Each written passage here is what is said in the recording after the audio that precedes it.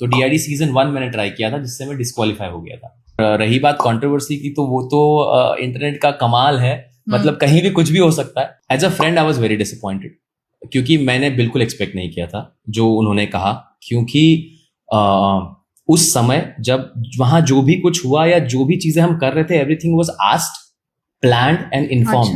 This is me with Rupali Gangvi. This is the bond that we share. मुझे पता नहीं वो social media trend है कि नहीं, पर मुझे ना वो 6-7 कभी समझ नहीं आया।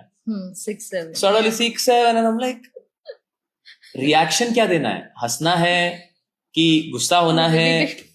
मतलब करना क्या है उसमें? देखिए, डेफिनेटली कोई नहीं चाहता कि किसी का रिश्ता टूटे, स्पेशली टू पीपल जिनसे आप प्यार करते हैं। And they both are such beautiful people, I can't tell you, इतने अच्छे इंसान है ना दोनों।